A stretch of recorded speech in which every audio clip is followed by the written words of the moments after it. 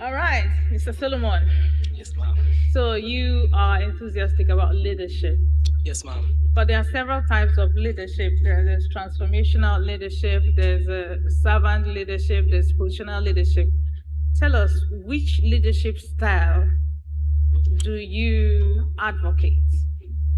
I am interested in purpose-driven leadership. Purpose-driven leadership, a leadership that is born out of understanding why you want to lead, not just taking up position. Okay, so who is your favorite leader of all time? Nelson Mandela. You have to tell us why. Okay. Nelson Mandela is why I think of Nelson Mandela as one of my favorites is that Nelson Mandela inspires me in several ways. First of all, he found a purpose before becoming a leader. I say that because he saw something, a change that he needed to effect. One of those changes that in his country there is this discrimination against the black, apartheid, which he deemed wrong, and he threw his energy into it to change the narratives. And he passed through a lot of afflictions and this thing, but at the end of the day, he came out victoriously and become the first black president of his country. And not just and that's what inspires me about him is that when he became the first black president, he never seeks revenge on those who has hurt him very, very badly. Rather, he seeks for the unification of his nation.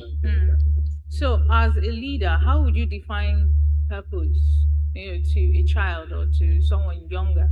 Just break it down to a layperson's understanding. How would you define purpose? Okay.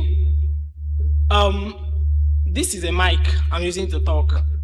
It can equally work as a toy in the hand of a child, right? Yeah. So purpose is taking up what something is meant for and then using it rightly for that which is intent. So purpose is likely the intent in the heart of the manufacturer concerning a product. So if I'm to define the purpose to a child, I will tell that child that purpose simply means the reason for the existence of a thing. Okay, so there's this school of thought about who makes a better leader, the women or the men, because women are more emotional, men are more logical. So in your work as a leader, who do you think makes, the most, the better leader actually? I think we should not be talking about who makes the better leader. We should be talking about every one of them has a role to play. The logical type and emotional type. There are situations that require that one become logical in solving that problem. There are also situations that one has to throw an emotion into it in order to solve a problem. So rather than debating on gender-based who is more prone to leadership, good leadership and all of that, we should be talking about collaborations, each coming together to dish out his own quality into seeing that a positive change is accomplished. Okay, so finally, before we let you go, how would you describe leadership as it stands now in today's Nigeria? Well, leadership is partisan based today in Nigeria.